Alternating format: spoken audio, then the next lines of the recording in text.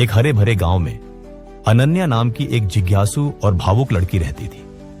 उसका मन सपनों से भरा था और वह हमेशा कुछ नया करने की सोचती थी, लेकिन उसकी सबसे बड़ी कमजोरी थी समय को हल्के में लेना।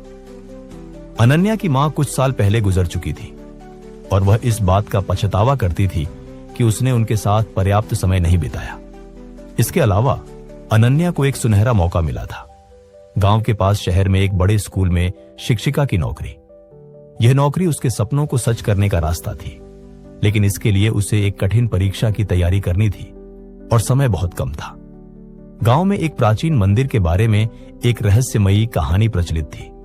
कहा जाता था कि मंदिर में एक जादुई रत्न छिपा है जो समय को वापस ला सकता है, बशर्ते कोई सच्चे दिल से उसकी कीमत समझे।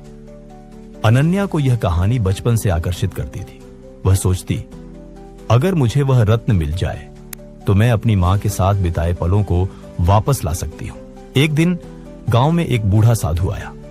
उसने घोषणा की कि जो व्यक्ति सूर्यास्त से पहले मंदिर के रहस्य को सुलझा लेगा वह रत्न का हकदार होगा, लेकिन इसके लिए 3 कठिन पहेली द्वार पार करने थे। अनन्या का दिल जोश और उत्सुकता से भर गया। वह सोचने लगी कि अगर वह रत्न पा लेगी तो शायद वह अपनी मां के साथ बिताए पलों को वापस ला सकती है और नौकरी की तैयारी के लिए भी समय पा सकती है। लेकिन उसने सोचा, पहले थोड़ा आराम कर लूं, दोस्तों से मिल लूं, अभी तो पूरा दिन बाकी है। जब वह मंदिर पहुंची, सूरज ढलने को था। पहला द्वार एक पहेली थी। मैं वह हूं जो कभी रुकता नहीं, पर जिसे कोई पकड़ नहीं सकता। मैं क्या हूं? अनन्या ने तुरंत जवाब दिया, समय। द्वार खुल गया। उसका उत्साह बढ़ा, लेकिन दूसरा द्वार और कठिन था। इसमें उसे एक टूटी घड़ी के टुकड़ों को जोड़कर समय को सही करना था। जल्दबाजी में उसने गलतियां की और घंटों बीत गए। जब वह तीसरे द्वार तक पहुंची, सूरज डूब चुका था। तीसरा द्वार बंद हो गया। साधु ने उदास स्वर में कहा, अनन्या, तुमने फिर समय को हल्के में लिया। रत्न तुम्हें तब तक नहीं मिल सकता जब तक तुम समय की कीमत नहीं समझोगी। अनन्या का दिल टूट गया। उसे अपनी मां की बातें याद आईं जो कहती थीं, बेटी, हर पल अनमोल है, इसे प्यार और मेहनत से जियो। तभी उसे यह भी याद आया कि नौकरी की परीक्षा का आखिरी दिन भी निकल चुका था। उसने समय बर्बाद कर दिया था और अब वह सुनहरा मौका भी चूक गई थी।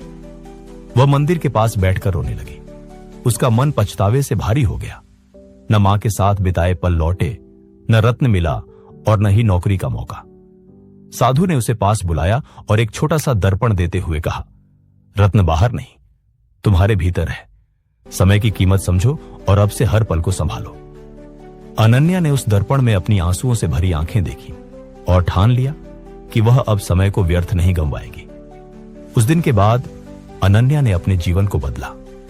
वह सुबह जल्दी उठती, अपने सपनों के लिए मेहनत करती और गांव के बच्चों को पढ़ाने लगी।